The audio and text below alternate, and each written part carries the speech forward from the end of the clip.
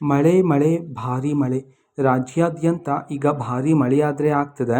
ಇದೇ ನಿಟ್ಟಿನಲ್ಲಿ ಇದೀಗ ಹವಾಮಾನ ಇಲಾಖೆ ಕಡೆಯಿಂದ ಈ ಭಾಗದ ಜಿಲ್ಲೆಗಳಿಗೆ ಈಗ ರೆಡ್ ಅಲರ್ಟನ್ನು ಘೋಷಣೆ ಮಾಡಲಾಗಿದೆ. ಹಾಗಿದ್ರೆ ಬನ್ನಿ ಇದರ ಬಗ್ಗೆ ಸಂಪೂರ್ಣವಾಗಿ ಮಾಹಿತಿಯನ್ನು ಈ ವಿಡಿಯೋದಲ್ಲಿ ನಾವು ತಿಳ್ಕೊತಾ ಹೋಗೋಣ. ವಿಡಿಯೋವನ್ನು ಸ್ಟಾರ್ಟ್ ಮಾಡ್ತೀನಿ.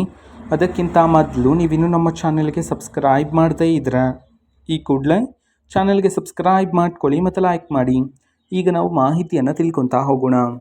ಹೌದು, ಬಂಗಾಳ ಕೊಲ್ಲಿಯಲ್ಲಿ ಉಂಟಾಗಿರ್ತಕ್ಕಂತಹ ವಾಯುಭಾರ ಕುಸಿತದಿಂದ ರಾಜ್ಯದಲ್ಲಿ ಅತ್ಯಂತ ಭಾರೀ ಮಳೆಯಾಗ್ತಿದೆ.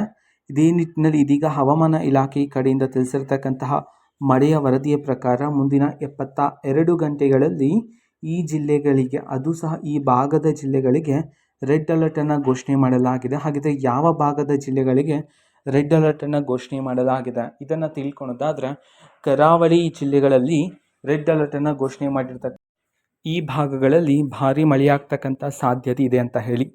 ಓಕೆನಾ. ಸೊ ಇವತ್ತಿನ ಒಂದು ವಿಡಿಯೋದೇ ರೀತಿ ಇನ್ನು ಹಲವಾರು ಯೋಜನೆಗಳಿಗೆ ಸಂಬಂಧಪಟ್ಟಂತೆ ಮಾಹಿತಿ ಬಂದ ನಂತರ ಆದಷ್ಟು ಬೇಗ ನಾನು ನಿಮಗೆ ಇನ್ಫಾರ್ಮೇಷನನ್ನು ತಿಳಿಸ್ತೀನಿ. ಅದಕ್ಕೋಸ್ಕರ ಚಾನಲ್ಗೆ ಸಬ್ಸ್ಕ್ರೈಬ್ ಮಾಡ್ಕೊಳ್ಳಿ.